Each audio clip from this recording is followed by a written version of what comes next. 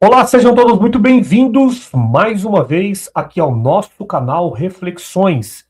Nós vamos fazer uma análise rápida da palavra que foi pregada pelo ancião Nenê da Vila Ré.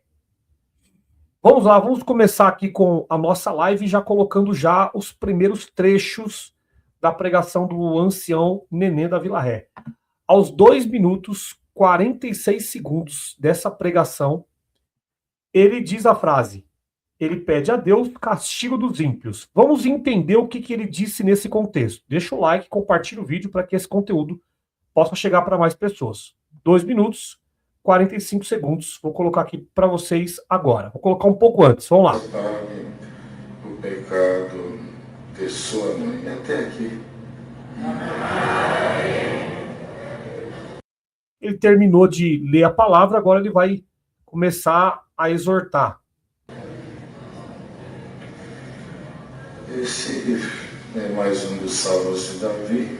A Irmandade tem tempo, não há quem não tenha, para ler a palavra em casa. E tem o capítulo todo, um lê para o outro, marido para a esposa para o marido, os filhos para os pais, e os pais para os filhos. Se Davi aqui no título, ele pede a Deus, ele tenta orientar Deus na sua aflição, pedindo o castigo dos ímpios, ele mesmo. Então doeu dentro dele o que ele estava passando, e é tudo aquilo que nós acabamos de ler. Ele estava sendo vitimado por forças ímpias, e aqui agora ele pede a Deus o castigo dos ímpios, porque se castigasse os ímpios, segundo a sua ótica, ele ficaria livre das suas aflições. Então ele logo começa o salmo, reconhecendo a figura eterna, soberana, e ainda dizendo: ó Deus do meu louvor, para quem eu dirijo a minha voz, para quem eu dirijo a minha gratidão, para quem eu dirijo a minha oração. O ponto aqui que nós temos que observar é o seguinte: o Nenê da Vila Ré, quando ele lê esse trecho e ele faz essa explicação, ele fica a favor ou ele fica contra fazer orações contra as pessoas? Inclusive, ele próprio ele faz uma explicação aí dizendo, quando Davi ele pediu algo contra os seus inimigos, é para fugir das aflições, né? Ele faz até essa explicação aí. Então, observem, ele diz, ele pede a Deus castigo dos ímpios. Isso aí, no Novo Testamento, isso está correto? Vamos lá. Esse ancião, Nenê da Vila Ré, ele apresenta isso como uma referência espiritual legítima para o crente hoje, tá?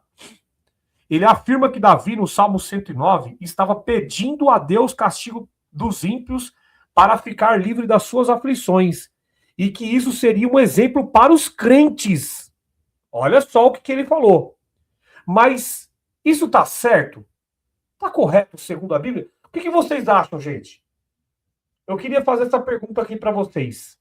Segundo o cristianismo, os 4 evangelhos, isso que ele ensinou de orar pedindo para Deus tirar do seu caminho os ímpios, Deus rolar a pedra, ceifar os seus inimigos, isso está correto segundo os ensinamentos de Jesus? Coloca aí nos comentários, por gentileza, e eu vou continuar com a minha análise aqui. Então vamos lá. Mas segundo a revelação progressiva bíblica, pedir destruição de pessoas não é um padrão cristão. Por quê? Aí coloca aí nos comentários por que não é um padrão cristão. Mas o Nenê da Vila Ré, ele afirmou, ele lá no início, aos 2 minutos e 46 segundos, ele lê lá Salmo 109, depois ele apresenta isso como uma referência espiritual legítima para o crente hoje. Ele afirma que Davi, no Salmo 109, ele estava pedindo a Deus o castigo dos ímpios para ficar livre das aflições dele. Isso está correto, gente? Deixa um comentário aí, por gentileza. Grande abraço aqui a Rita, que está chegando, o Daniel e todas as pessoas que já estão aqui nessa live. Deixa o like, compartilha o vídeo para que esse conteúdo possa chegar para mais pessoas. O Guilherme também já chegou aqui. Muito obrigado por estarem aqui. E aí, gente? O Nenê da Vila Ré, ele pregou isso, sobre o castigo dos ímpios, que é dever aí de orar para ver o castigo, até para ter paz, né? Para tirar das suas aflições. Então, você ora para Deus castigar uma pessoa para você poder ter paz, ou seja, para sair da sua aflição. Segundo o cristianismo, isso está correto? Coloca aí nos comentários, por gentileza. Eu vou ler o comentário de vocês aqui. Vamos ver quem é que vai colocar o primeiro comentário. Jesus ensinou isso? A orar para tirar alguém do teu caminho, orar para Deus rolar a pedra, rolar para tocar na veia da cabeça de alguém, do coração de alguém, para dar um infarto em alguém. Jesus ensinou isso para que te livre de alguma aflição. Jesus ensinou isso? Mas o ancião aí, o ancião da Vila Ré, ele acabou falando isso, para ficar livre das suas aflições, e ele está dizendo que seria um exemplo para todos os crentes. Aí o Rei dos Reis, Rei Reis, colocou aqui, negativo. O Guilherme colocou totalmente errado, nada de Cristo. Misericórdia. Então vamos continuar aqui. Show de bola os comentários. Muito bom. Parabéns pelos comentários. Então tá aqui, ó. Pedir destruição de pessoas não é padrão cristão, porque Jesus ensinou exatamente o contrário. Amar inimigos, orar pelos perseguidores, fazer o bem aos que os odeiam. Tá escrito aqui, ó.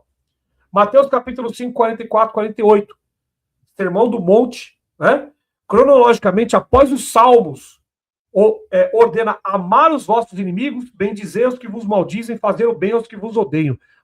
Lucas capítulo 6, 27 a 36. Romanos capítulo 12, 14. E Romanos capítulo 19, 21. Paulo, depois de Cristo, confirma: abençoai e não amaldiçoeis. Não vos vingueis a vós mesmos, amados. E Davi vivia sobre a lei e a aliança antiga. O crente em Cristo vive sobre a nova aliança. Lucas capítulo 22, 20 e Hebreus capítulo 8, versos 6 ao 13. 1 Pedro 3 ao 9, posterior ao Salmo, diz: não tornando mal por mal, nem injúria por injúria, antes, pelo contrário, bendizendo.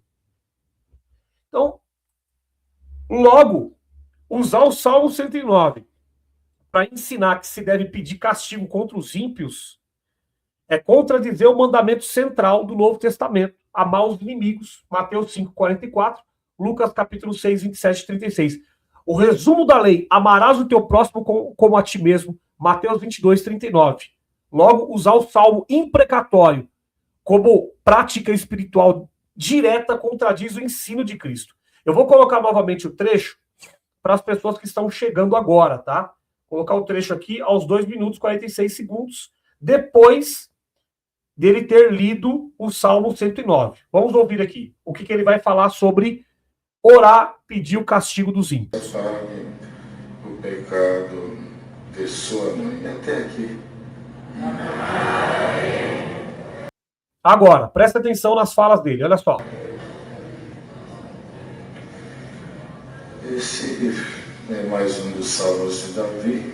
A Irmandade tem tempo, não há quem não tenha, para ler a palavra em casa. E tem o capítulo todo, um lê para o outro, marido para a esposa para o marido, os filhos para os pais, e os pais para os filhos. Se Davi aqui no título, ele pede a Deus, ele tenta orientar Deus na sua aflição, pedindo o castigo dos ímpios. E presta atenção que ele usa até a frase, ele tenta orientar Deus. Ele tenta orientar Deus. Davi tentando orientar Deus. Tá? É isso que ele fala aí. Ok? Então o Davi ele pede castigo aos ímpios. Jesus pediu castigo na época dos 4 evangelhos, ele pediu castigo. Pelo contrário, na cruz ele falou, Pai, perdoa eles que eles não sabem o que fazem. Entendeu? Mas vamos ouvir aqui, continuar ouvindo, se ele vai repreender, ou seja, ele vai contra o Salmo 109 ou não, ou se ele vai ficar a favor do Salmo 109. Porque se ele for a favor do Salmo 109, de pedir, fazer orações contra os seus inimigos, ele está sendo anticristo. Porque as palavras de Jesus foram ao contrário. Olha só. Mesmo. Então doeu dentro dele o que ele estava passando, e é tudo aquilo que nós acabamos de ler. Ele estava sendo vitimado por forças ímpias, e aqui agora ele pede a Deus castigo dos ímpios, porque se castigasse os ímpios, segundo a sua ótica, ele ficaria livre das suas aflições. Então ele logo começa o salmo, reconhecendo a figura eterna, soberana, e ainda dizendo, ó Deus do meu louvor, para quem eu dirijo a minha voz, para quem eu dirijo a minha gratidão, para quem eu dirijo a minha oração, ó Deus do meu louvor. E Davi, ele louvou muito a Deus. Por tudo que ele viveu, se nota que foi um homem de um coração muito bom, não um coração duro, soberbo, frio. Aqui, aí ele fala que o coração de Davi não foi um homem muito bom, ele enaltece Davi no meio da palavra que deveria ser cristocêntrica. Ele enaltece Davi e diz que o coração de Davi não foi um coração duro. Mas o próprio Romanos, capítulo 5, está dizendo que todos pecaram e todos foram destituídos da glória de Deus. Inclusive, também está escrito nas cartas de Paulo que não havia um homem justo sequer, mas ele está enaltecendo a figura de Davi aí, que não era um coração duro. Entendeu? Mesmo Davi tendo cometido diversos pecados diante de Deus, enfim, e até pecados diante do seu próximo, ter cometido atrocidades, ele está dizendo que Davi não teve coração duro, não. Não. Tá certo. Então, vamos lá. Então, esse trecho aqui, ó, presta atenção aqui. Eu vou continuar até uma leitura rápida aqui, porque os pais da igreja, lá nos primeiros séculos, né, combateram exatamente esse tipo de pregação aí, esse tipo de ensino. Desde o século II, já existia um debate sobre como ler salmos imprecatórios, que é esse salmo onde fala sobre essa problemática do ímpio, né?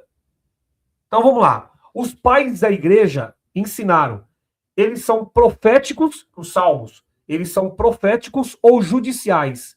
Não são modelo de oração pessoal contra pessoas. Os próprios pais da igreja daquela época já diziam isso. Exemplo, Orígenes ensinava a leitura espiritual alegórica desses salmos contra o pecado, não contra pessoas. Agostinho de Hipona, ele dizia que muitos salmos imprecatórios apontam para o juízo divino, não vingança cristã. Irineu de Lyon, em 130 a 202 depois de Cristo, combateu os ebionitas que queriam manter apenas a lei antiga sem Cristo. O ancião aí, ele faz o oposto. Ele volta à lei antiga para justificar a vingança, ignorando a revelação plena de Cristo. Tertuliano, 155 a 240 depois de Cristo, ele ensinou que a paciência e o amor aos inimigos são marcas do cristão, não a imprecação. João Crisóstomo, 347 a 407 depois de Cristo, nas homilias sobre Mateus, condenou explicitamente o uso do salmo imprecatório como oração pessoal, dizendo que isso contradiz o mandamento de amar os inimigos. Tá vendo? Então, isso já existia esse debate lá atrás, no segundo século. Só que esses anciãos, por falta de cultura, por falta de conhecimento, eles não buscam conhecimento, eles acabam fazendo o quê? Eles acabam contradizendo as palavras de Jesus, ensinando o fiel a fazer oração contra o seu próximo. Então, o ancião aí, ele transforma o salmo do Antigo Testamento contexto de teocracia e justiça retributiva nacional, em norma devocional para o cristão, ignorando que Jesus rejeitou esse modelo em Mateus capítulo 5, verso 38 e 48. Olha o que está escrito lá. Ouviste o que foi dito, olho por olho, dente por dente. Eu, porém, vos digo, amai os vossos inimigos. Mateus capítulo 5, 44, isso está escrito. Ou seja, transformar salmo imprecatório em prática espiritual comum é igual ao erro já corrigido na patrística. O cristão é incentivado a orar contra pessoas. É incentivado nesse trecho aí. Em vez de orar por elas. Tem que orar pelas pessoas. Isso é o espírito do anticristo que está falando na boca desse ancião. 1 João 4, 2, 3. Olha o que está escrito aqui em 1 João 4, 2, 3. Vou colocar aqui para vocês. 1 João 4, 2, 3.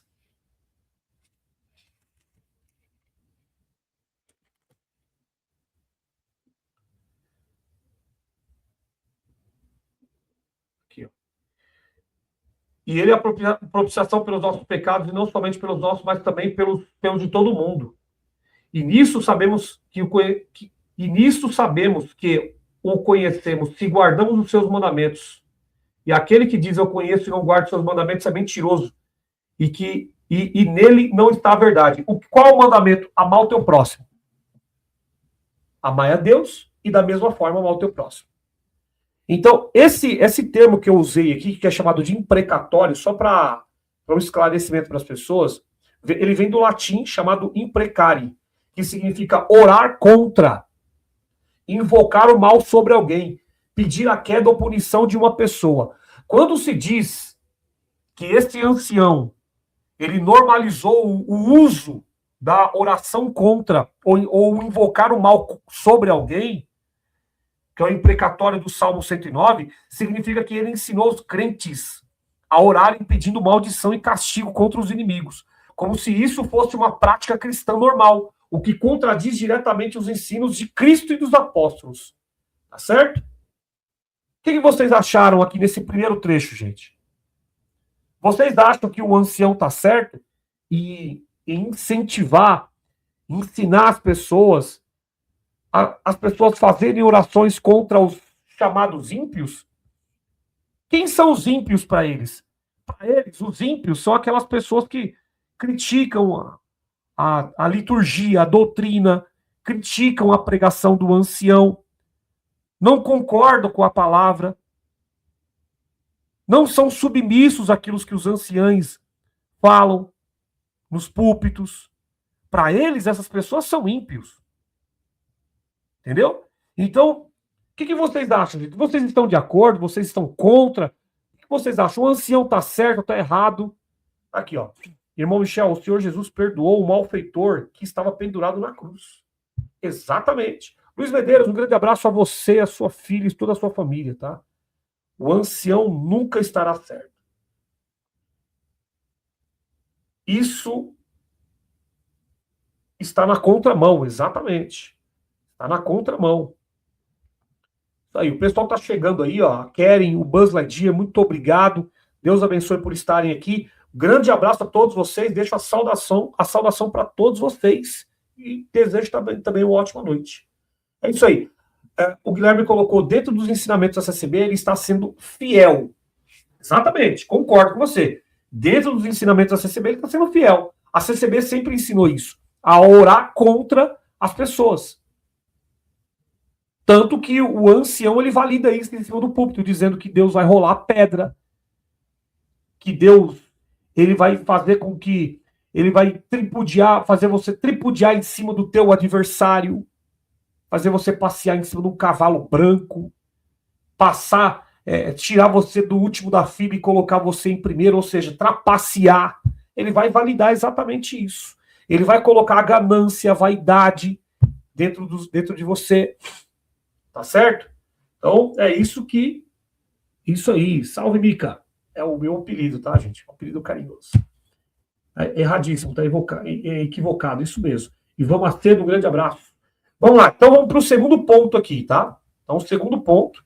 Então, esse primeiro ponto aqui eu já finalizei. Agora vamos para o segundo trecho. O segundo trecho aqui é aos 5 minutos e 16 segundos dessa pregação. 5 minutos, 16 segundos.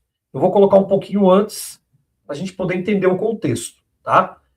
O ancião aqui, ele vai colocar a seguinte frase: se Deus se calar, ele deixa de ser socorrido, a pessoa. Então, se Deus ficar caladinho, a pessoa deixa de ser socorrido. Vamos ouvir aqui o contexto completo, vamos ouvir. Não te cales a meu respeito, não te cales. Quando ele fala isso, dá a impressão que se Deus se calar, ele deixa de ser socorrido, deixa de ser atendido, e o ímpio cresce, o mata e o esmaga. Então ele fala, não te cales, não para de me defender, não para de me ajudar. E já houve homens, personagens bíblicos, que Deus se calou a respeito deles. Um deles buscou recurso com a feiticeira, e Deus se calou, não respondeu mais. Glória ao nome do Senhor. E uma das coisas que a gente precisa buscar para a nossa vida, para o nosso jeito de ser, é que Deus não se cale a nosso respeito. Vamos lá, gente. Bom, o ser humano quer sempre entender o que é Deus e como que é Deus, certo? Se eu for para o campo emocional, eu vou entender Deus dessa forma que ele está falando aí.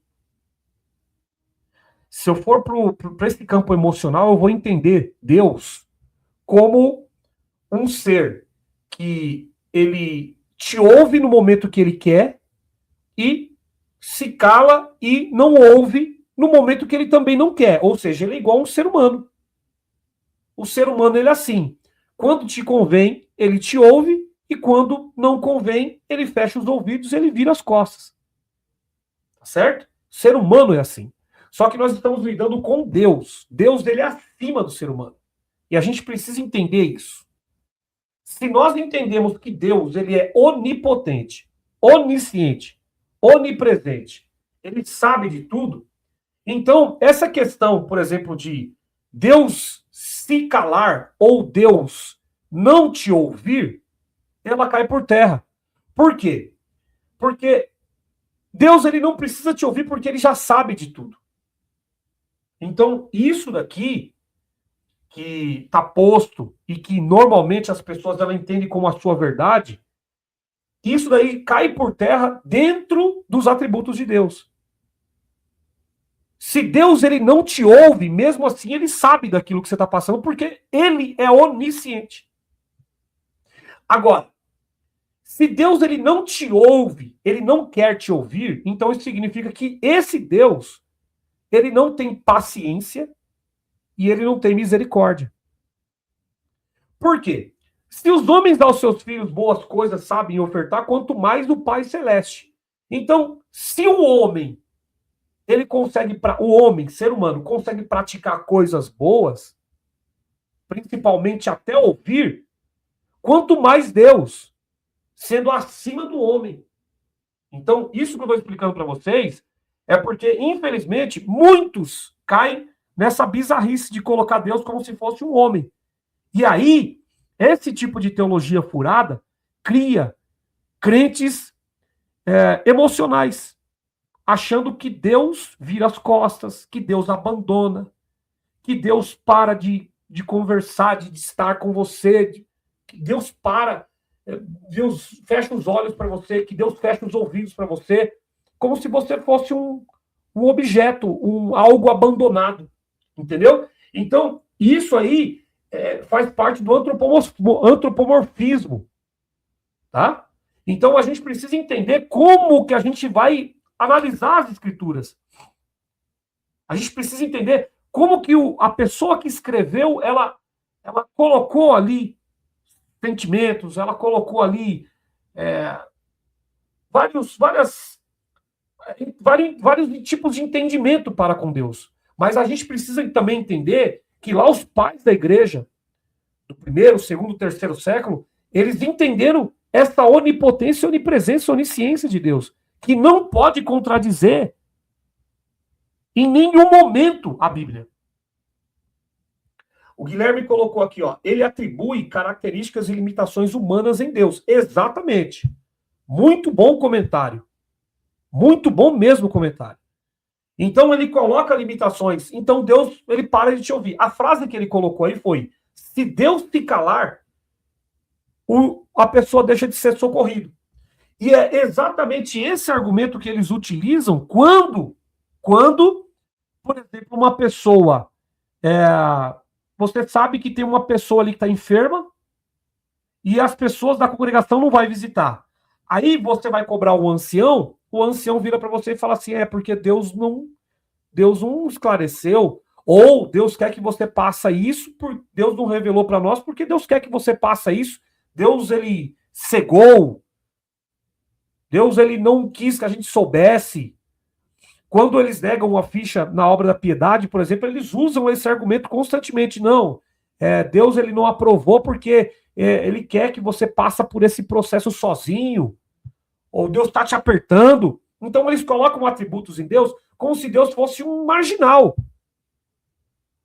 Como se Deus fosse um pai com a cabeça todo virada. Tipo, um dia eu dou uma madeira para o meu filho. Outro dia, não, meu filho tá fazendo muito barulho, não, eu não vou dar mamadeira para ele. Eu vou deixar ele passando fome. É mais ou menos isso. Não, meu filho, ele tá brincando aqui, tá do meu lado, tá em silêncio, então eu vou beneficiar ele nisso, naquilo, vou colocar ele no berço, sei lá. Não, meu filho tá muito agitado, então eu vou fazer o seguinte, eu vou colocar ele no castigo, ajoelhado no milho. Eu falo isso porque eu passei por isso quando eu era criança, tá? Então, eu vou dar esse castigo de dar umas cintadas nele, como eu passei por isso também quando eu era criança. Então, assim, gente, é mais ou menos isso que ele está colocando. Um Deus que se cala e ele deixa de socorrer a pessoa. E está escrito na Bíblia dele, está escrito assim, se você sabe fazer o bem e não faz, você comete pecado. Então, esse mesmo que falou na boca de Jesus é o mesmo Deus que tem essa mesma consciência. Então, ele não pode se contradizer na sua consciência. Tá certo? Então, vamos lá. Então, o ancião aí, ele afirma que se Deus se calar, seremos engolidos. E que o crente deve buscar que Deus não se cale a nosso respeito. Ele cita Isaías 62:1, está escrito, por amor em Sião não me calarei, aplicando de forma individualista e emocional. Qual o problema disso? Eu vou explicar o problema. Isso, inclusive, esse texto aqui de Isaías 62, existe uma romantização do texto. Aí você precisa fazer exegese do texto para você entender o porquê que o autor quis romantizar o texto. Qual a essência? O que ele quis dizer por trás disso? O que significa para o autor se calar? O que significa? Tá? Então a gente precisa entender o propósito.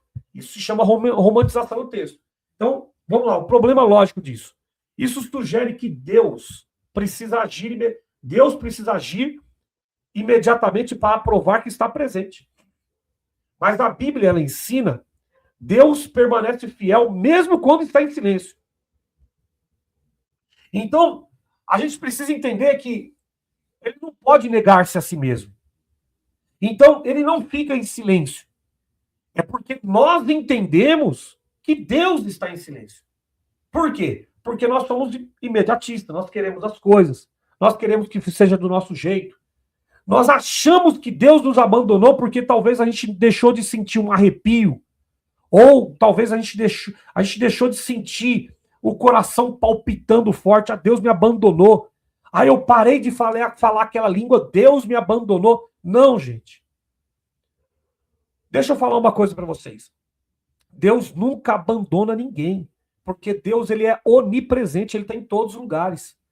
Se ele é onipresente, ele está em todos os lugares, em qualquer partícula dessa vida ele está, então ele não tem como te abandonar. Ele sempre esteve e sempre estará com você. Dentro e fora, ele sempre estará com você. É você que não entende ele. Certo? Então você precisa entender isso. Por isso que ele não faz acepção de pessoas, porque ele está em todos os lugares. Ele é tudo e em todos. Está escrito isso na sua Bíblia. Inclusive, Paulo ele fala sobre a reconciliação, Colossenses 1:20. Está aqui, ó. A reconciliação em Colossenses 1:20 está muito claro isso. É porque as pessoas elas acham que a romantização fica mais fácil para eles entenderem, né? Ah, porque Deus ele vai me trazer flores hoje. Ah, Deus ele não me trouxe flores hoje, então isso significa que ele não me ama mais. Entendeu? É esse romance eterno. A gente precisa parar de ser menino, parar de ser infantil, tá? Aqui, ó, Colossenses aqui, ó. Colossenses 1:20, tá aqui, ó. Tá muito fácil aqui, ó. E que havendo por ele feito a paz pelo sangue da sua cruz, por meio dele reconciliasse consigo todas as coisas, tanto os que estão na terra como os que estão nos céus. Tá? Então, a reconciliação é exatamente isso. É a união, é os dois em um só. É o casamento. Exatamente isso. É o que Jesus ele falou sobre acerca do divórcio. Vocês se lembram da acerca do divórcio? É exatamente isso. O homem havia se separado de Deus. O homem, ele se formou Deus. Ele se fez como Deus. E tanto que o próprio Jesus ele fala, vós sois deuses. Por quê? São homens debaixo da lei. Homens debaixo da lei que julgam outras pessoas, eles são deuses. Então o homem se separou, criou a sua própria lei e não estava mais na consciência de Deus. Pronto. Caiu o muro de separação, logo os homens que se arrependem, eles deixam a lei. Os homens que se arrependem, eles deixam a lei para seguir apenas o que Cristo fez na cruz. Pronto, agora eles estão conectados dentro da videira. Agora eles estão em Deus e Deus está nele. Ah, mas e o homem que não quiser se reconectar? Ele está, mesmo assim ele está conectado, mas ele não entende a conexão. Aí ele vai continuar ainda debaixo da lei, sendo escravo. Eu já expliquei isso várias vezes aqui no canal. Tá bom? O Renato Dionísio ele colocou assim, ele faz Deus homem comum, falhou, já era. Exatamente. Muito bom. O pessoal tá bem afiado aqui nos comentários hoje, hein? Parabéns, viu? Deixa o like, compartilha o vídeo para que esse conteúdo possa chegar para mais pessoas. O Elias colocou, eu nasci e cresci dentro da CCB, mas nunca ouvi evangelho. Aqui, ó. Olha o comentário. Tá? A Eliane, um grande abraço, muito obrigado pela participação. Aí. Nasceu e cresceu na CCB, nunca ouviu o evangelho. Mas vamos continuar aqui, gente. Então, aí nós temos Isaías 62, fala do propósito redentor de Deus para Sião. Não de garantia de que Deus sempre responderá a pedidos imediatos de qualquer crente. Deus se calou muitas das vezes nas escrituras como forma de juízo ou prova. Isso não significa abandono. Por exemplo, a pessoa ela acha que Deus abandonou, que Deus não está ouvindo ela. Mas, na verdade, é o momento da pessoa parar, raciocinar e se arrepender. Voltar atrás. Pedir perdão, se reconciliar. Ah, Deus não se calou. É o momento seu de você voltar atrás. É o momento seu de você fazer a coisa certa. 1 Samuel 28:6. Saul consultou Deus, mas Deus não lhe respondeu. Está escrito lá, que é o trecho mencionado pelo ancião aí aos 6 minutos e 4 segundos. Mas ele distorceu o sentido. Jó capítulo 30, verso 20. Jó clamou a Deus e Deus não respondeu imediatamente, mas Jó não foi abandonado. O próprio Jesus clamou na cruz, Deus meu, por que me desamparaste? Mateus capítulo 27, 46 e Salmo 22, 1. E isso fez parte do plano divino.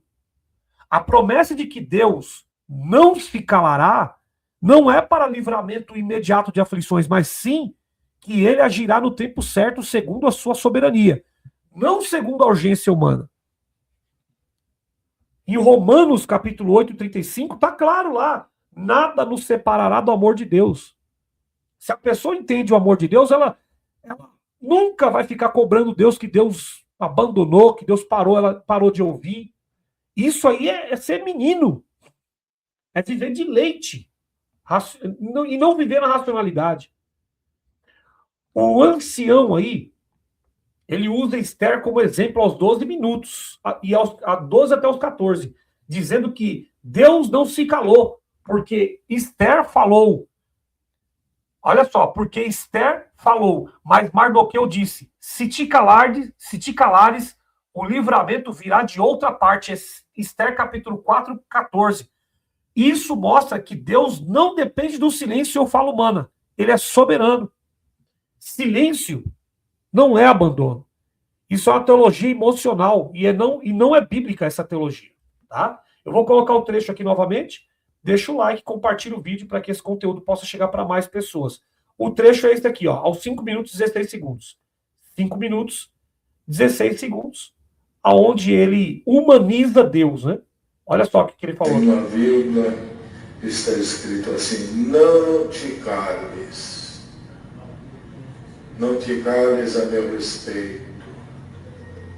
Não te cales. Quando ele fala isso, dá a impressão que se Deus se calar, ele deixa de ser socorrido, deixa de ser atendido, e o ímpio cresce, o mata e o esmaga.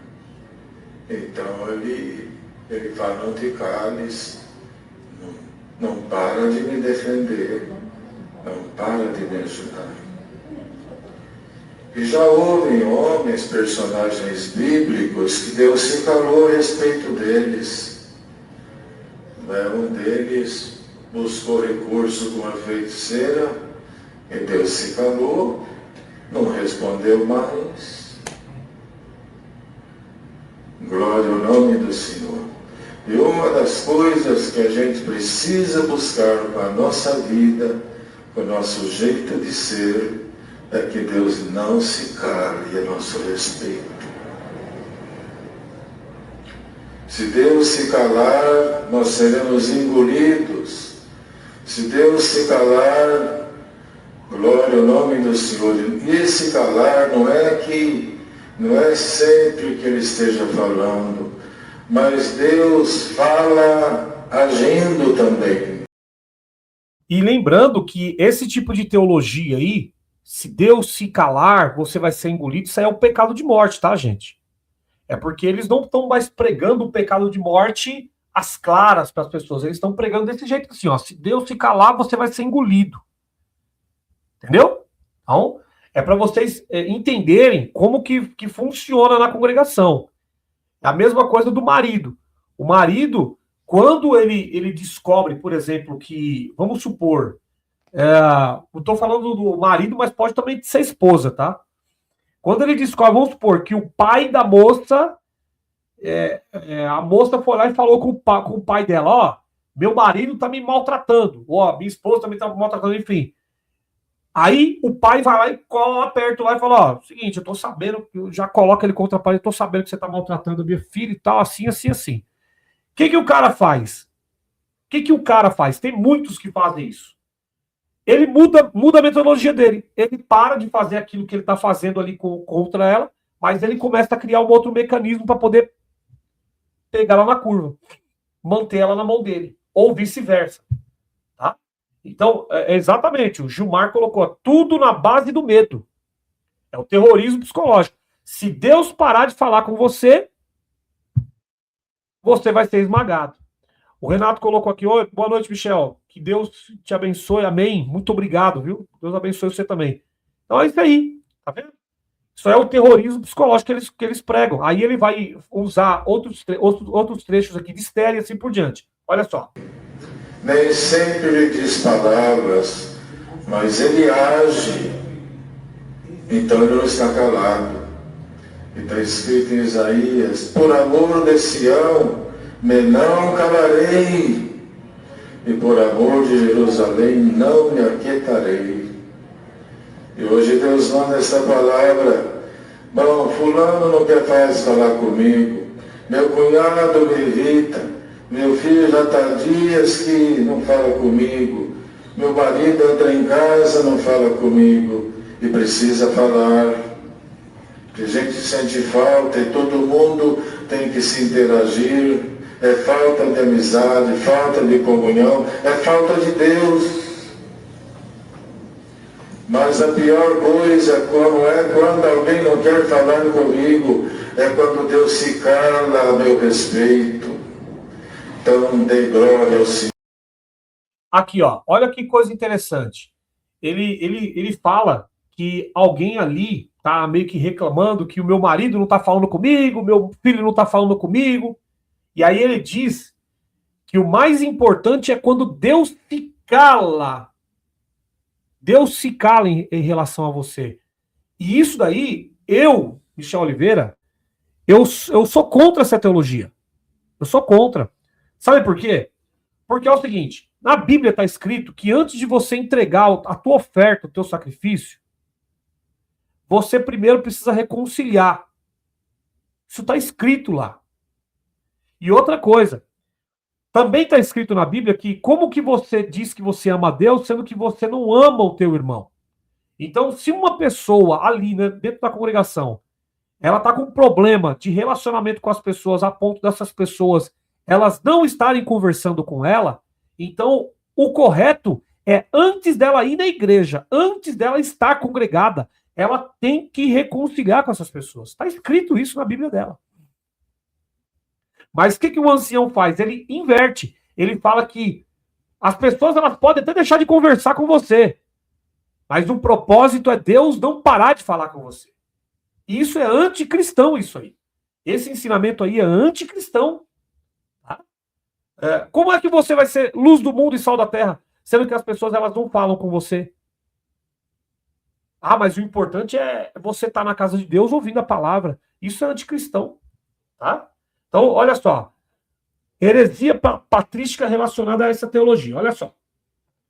Os pais da igreja lá no primeiro, no segundo e no terceiro século combateram a ideia de que Deus precisa responder imediatamente para estar presente.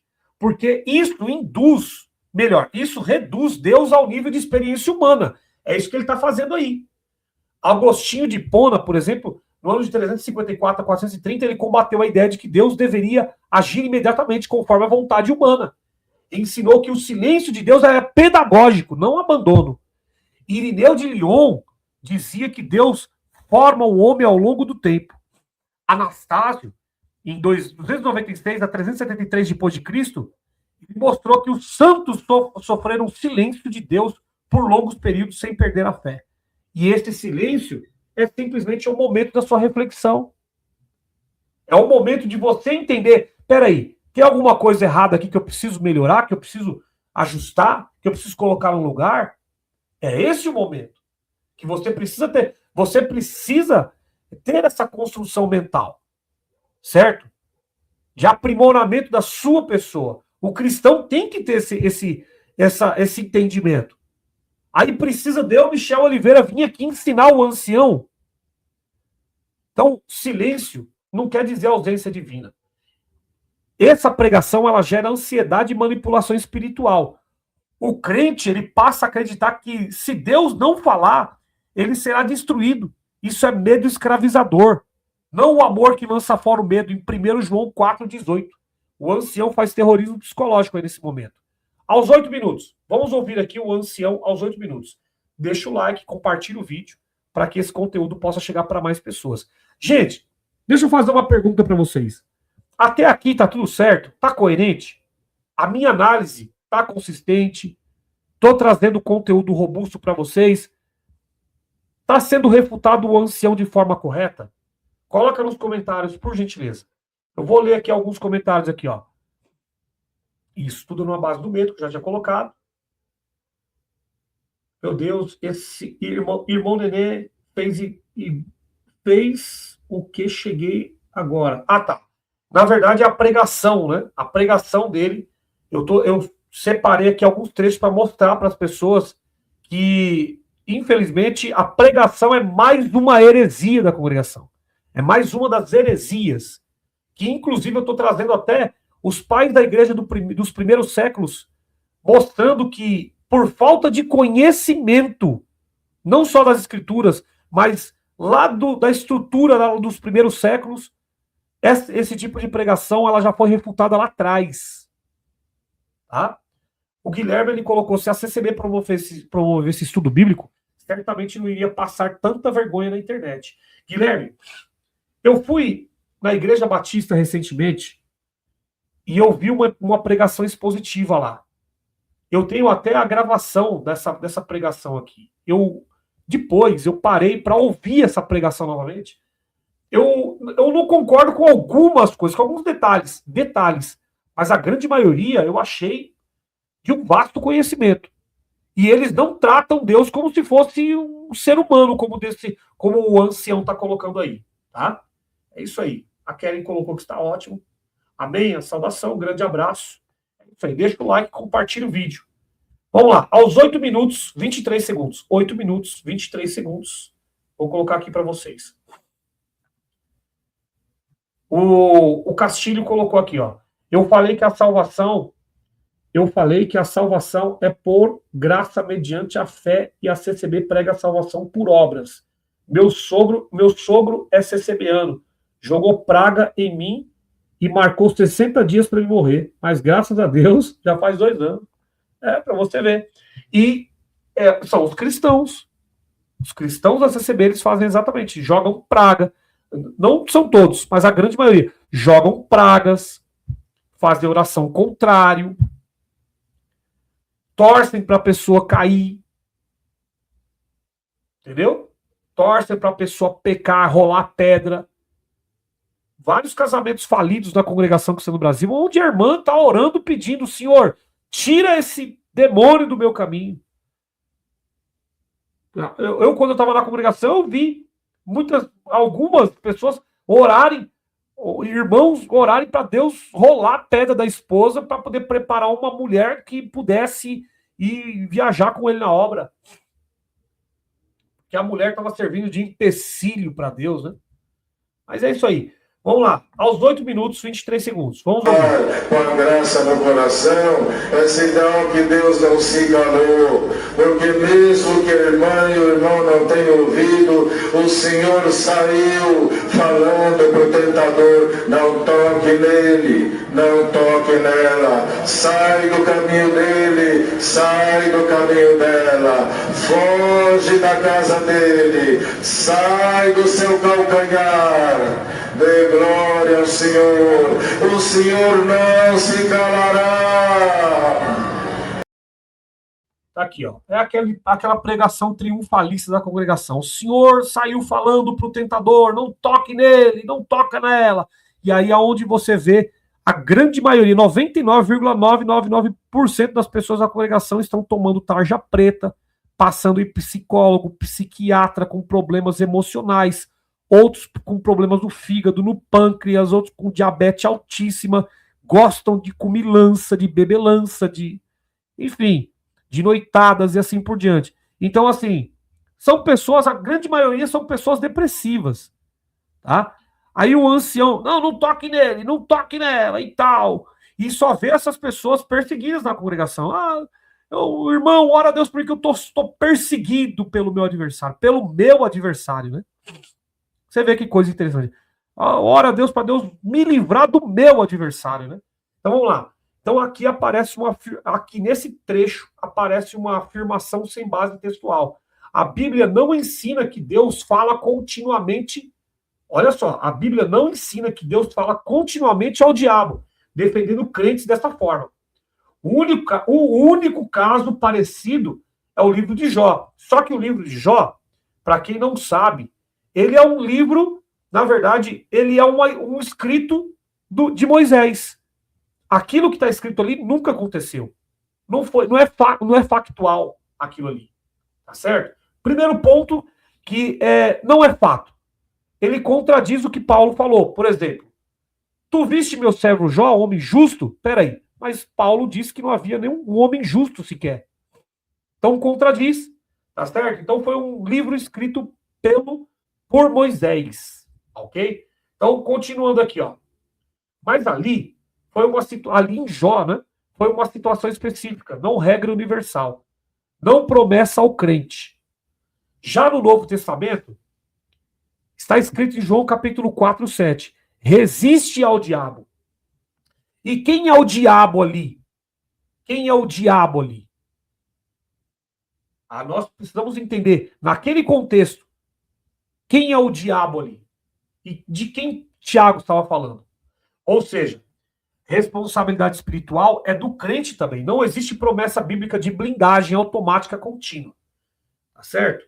Então, esse daqui, inclusive, ele falou assim, Deus saindo falando para o tentador, não toque nele.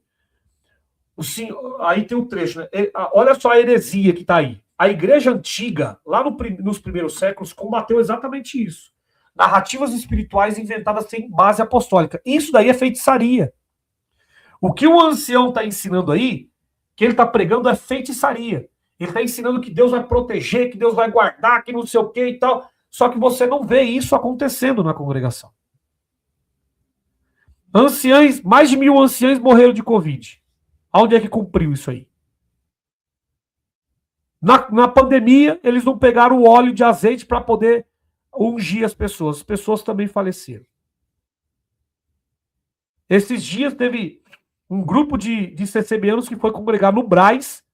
O Deus da CCB se lembrou de pedir dinheiro na coleta, mas não se lembrou de falar para eles que haveria um acidente e que a grande maioria daquelas pessoas seriam ceifadas. Entendeu? Então não existe isso. Isso é balela. Deus vai te guardar. Não existe isso. Não existe. Ame o teu próximo.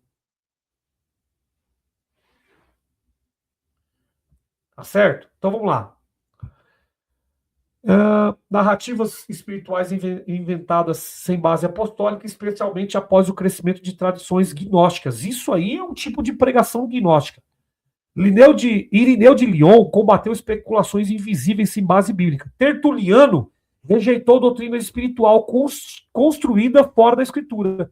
Então, isso que ele está pregando é uma teologia espiritual, que inclusive não tem base. Já foi rejeitada por Tertuliano. O problema aqui, esse tipo de pregação vira revelação paralela não bíblica, e a regra patrística sempre foi apostólico é válido, extra-apostólico é suspeito. Tá? E outro ponto, nem os discípulos naquela época não passaram, aqui ó, não toque nele, peraí, isso aconteceu com os discípulos? Jesus falou isso para os discípulos, olha, para onde vocês forem, eu prego agora para vocês. Nenhum diabo vai tocar em vocês, ninguém vai tocar em vocês, não vai acontecer nada contra vocês. Isso foi pregado para os discípulos? Foi pregado para os apóstolos? Os apóstolos pregaram isso para alguém? Olha, vai lá disseminar o evangelho lá, ninguém vai tocar em vocês, nada vai acontecer com vocês. Pelo contrário, vocês vão ser picados por serpentes, por víboras. Vocês vão ser perseguidos, vão ser maltratados, vão morrer pelo meu nome. Isso foi falado lá. Só Jesus que venceu o mundo, tá? Então, é uma falsa narrativa isso que o ancião está ensinando para as pessoas. É um conforto, né? É um seguro de vida, né? Vamos colocar assim, né? As pessoas elas vão procurar o seguro de vida e elas encontram o seguro de vida na congregação. E quem ganha? E quem ganha com a ignorância são os anciãos. No final do culto, eles vão pedir coleta em cima da ignorância do povo. Certo? E eles mesmos sabem que qualquer dor de dente que eles tiverem, os anciãos sabem que qualquer dor de dente que eles tiverem, eles vão correr para o hospital. Mas o ancião está pregando aí que Deus vai guardar, que Deus não vai permitir que toque em você e assim por diante. Certo? Aos 9 minutos e 46 segundos. Vamos ouvir aqui juntos.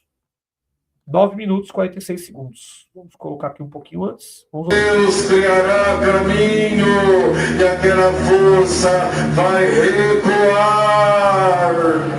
Não te cales, não te cales. O Senhor não se calou a respeito de Jonas. mesmo teimoso, errante, aleluia, que pegou o caminho contrário, deu trabalho para os tripulantes do navio, aleluia, foi lançado nas águas, o peixe engoliu, dourou no navio, no ouro não sei aonde, vai ter que orar dentro do ventre do peixe, e Deus não se calou. Quando ele ora, Deus ordena para o peixe levá-lo em terra firme. Dê glória ao Senhor e faz a tua oração, que Deus não se calará. Humildemente adora, busca, clama, para de reclamar, de odiar, de falar mal. Para com isso, só vai fazer mal para você mesmo ou você mesma. Mas o Senhor, é duro falar com alguém não responder. Eu acho interessante, ele fala não falar mal, né? Não falar mal de ninguém. Mas lá no início, bem no início da palavra, ele já iniciou a palavra falando sobre orar pelos seus inimigos. Orar não, né? Orar não. Pedir castigo divino contra os seus inimigos. Foi o que ele colocou. Tá certo? Só que agora ele está falando que nós não devemos falar mal, não. Mas lá no início, ele falou exatamente isso. Eu coloquei esse trecho aqui para vocês por 2 vezes. É duro cumprimentar e não ter resposta, não é? Imagina a dureza que é orar, pedir e não sentir o Senhor. É bater na porta e não perceber que Ele está atendendo. Mas olha, vai em paz para tua casa, humildemente adora o Senhor, Ele não se calará. Ainda nesta semana você vai perceber, não o seu tom de voz, mas Ele agindo. E quando Ele age, Ele está falando. Quando o trovão rebomba lá em cima, é Deus falando que a chuva vai chegar. Tá vendo? Então, olha o nível de pregação, né? Então, ele está dizendo que você está orando e o propósito é você orar para Deus fazer uma obra. Tanto que ele conclui falando, ainda essa semana você vai ver Deus agindo. Ou seja, para ele, a oração não é um ato de agradecimento. Para ele, a oração é um ato de você pedir para Deus algo e naquela semana começar a fazer. Ou seja, é garçom. Garçom, vem cá. O garçom não tá me atendendo? Ah, eu tô chateadinho. Ah, o garçom não tá me atendendo. Aí o ancião fala assim, não, mas continua orando. Continua orando, rapaz. É difícil o garçom não te atender, não tem problema, porque ele está atendendo outras pessoas. Está em silêncio. Continua orando. Tá bom. Garçom, ô garçom, tá me ouvindo não? Ô garçom, garçom, passou direto, garçom. Ah, agora você chegou. Anota o meu pedido aí. Essa semana eu quero. É exatamente isso. É fazer Deus de garçom. É isso que ele está ensinando aí para as pessoas de uma forma simplista. É exatamente isso. Não fica chateadinho, não. Porque às vezes o garçom está atendendo outras mesas lá e tudo. Fica chateado, não, bobo. Ele vai vir aqui, vai adotar o seu pedido. O que você está precisando essa semana aí? Está precisando que eu entre no computador, que eu pague uma dívida, que eu passe no hospital, que eu arranco o câncer de alguém, que eu rolo a pedra? Está precisando do quê? Preparação de uma roupa para casar, terno, gravata. Tá precisando do quê? De um vestido de noiva, buffet. Tá precisando de que eu arranco do pobre para poder te ajudar? Tá precisando que eu arranco do humilde para poder fazer um bolo pro teu casamento? Tá precisando que eu junto um grupo de pessoas para poder fazer um rateio e poder pagar a mobília da tua casa, sendo que você podia trabalhar, você podia ter responsabilidade para você trabalhar? Seu vagabundo. Deus podia falar assim, Deus da CCB deveria falar isso aí, né? Eu parei de ser garçom desse povo aqui. Vocês têm que trabalhar, vocês precisam fazer curso, vocês precisam correr atrás, rapaz. Ficar pedindo pra mim? Tá pedindo pra mim? Vocês estão me fazendo de garçom? Vocês estão me chamando de prostituta? Relacionamento comigo agora é assim? Vocês têm que vocês me pagam pra poder fazer alguma coisa pra vocês? É que não dá pra poder falar isso aí, né? Não dá. O Deus da CCB não dá pra poder falar isso aí, porque o que ele arrecada é muito mais do que ele dá, né? A Kellen colocou assim, eu não sei para que pregar morrendo desse jeito, de angústia, da angústia só de ouvir. Então, esse trecho aqui, e aí eu vou somar com os 19 minutos, tá? Eu vou somar com o trecho dos 19 minutos aqui, só para finalizar a live aqui, ó. O trecho da teologia da prosperidade. Olha só o que ele falou. Humanos que não se vivem de jeito nenhum, a fala do Senhor, como uma seta, ela pode ir num ambiente desse e resgatar alguém que vive como um trapo e algum dia trazê-lo para a graça, moldar o seu ser, tirar a mobília velha e pôr uma nova, lhe dar o perdão, o Espírito Santo e fazer dela ou dela um santo de Deus. Fazer um CCBaninho com rótulo, tá? Encapado, né? O que ele tá dizendo é exatamente isso. Arrancar a mobília, não sei o quê, fazer um CCBaninho de rótulo, entendeu? Que tem ódio no coração, mas eu recebi uma mensagem ontem, gente. Deixa eu colocar aqui para vocês. Eu não vou citar o nome da pessoa. A pessoa me mandou a mensagem, foi às 11h40. Às 11h40 da noite, gente. Preparando para dormir. O irmão da CCB me mandou uma mensagem aqui. E ele colocou assim para mim, olha só. Ele me mandou um vídeo. E aí ele colocou assim para mim, ó. Ele me mandou, depois ele apagou o vídeo. Aí eu peguei e saudei ele. E aí ele colocou assim, ó, perdoa por ter apagado a mensagem, achei que não ia te agradar. Ele próprio já falou, achei que não ia te agradar a mensagem. Aí eu coloquei assim, pode mandar. Aí ele pegou e mandou a mensagem, um vídeo, e aí ele colocou assim, perdoa se não te agrada, mas tenho certeza que o seu lugar é na CCB. Na minha opinião, você saiu, mas ela continua dentro de você. Deus te ama muito. Você e sua família. Aí o vídeo que ele colocou foi isso aqui, ó.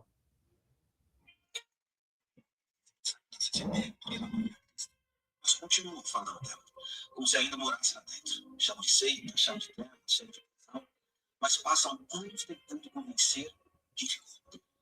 Se você realmente encontrou Cristo depois que saiu, o que sua maior pauta ainda é o lugar de Jesus.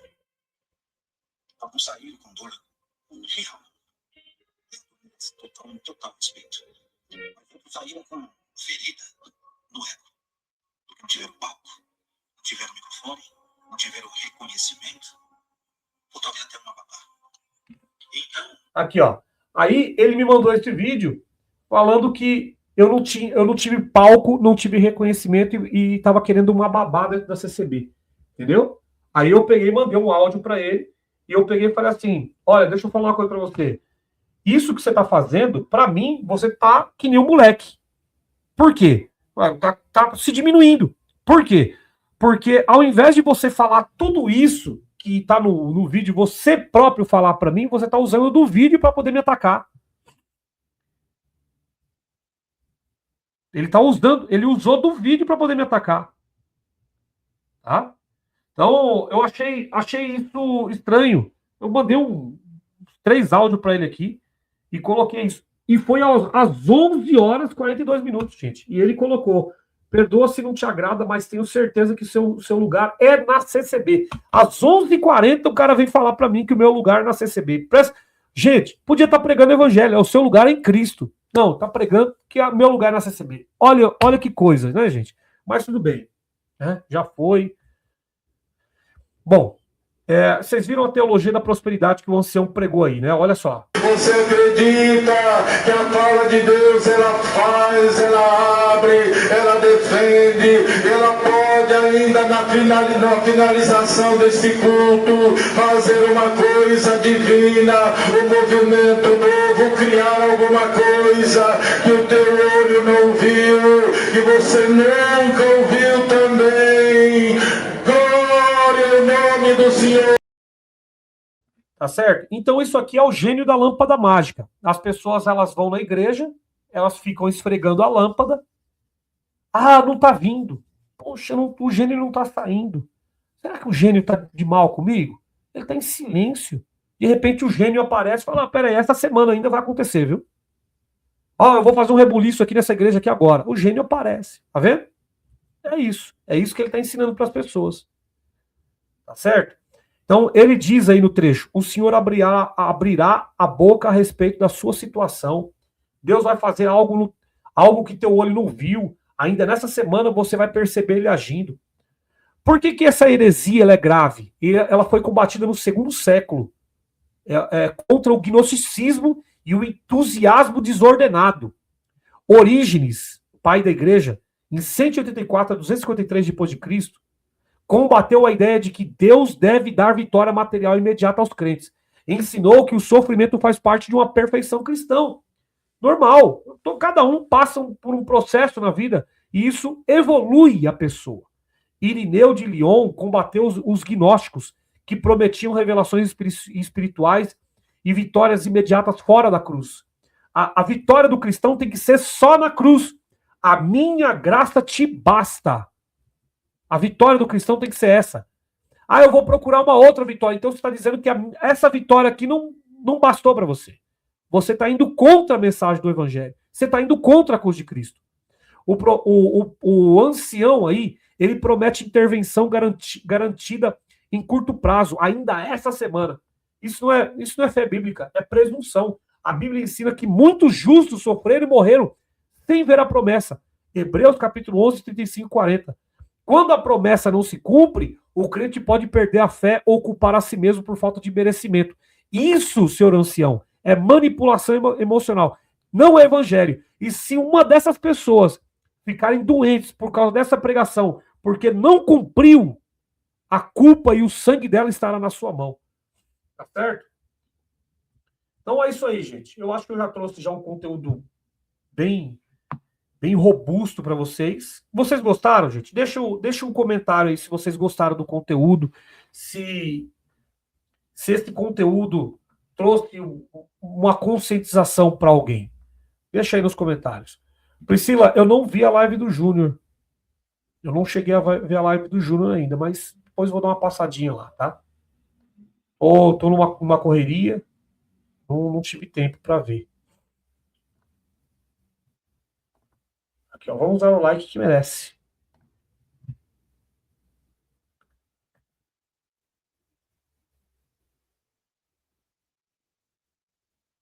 É isso aí. O pessoal tá gostando. É isso. E vocês além do comentário, aqui, ó, a Priscila colocou fortíssimo.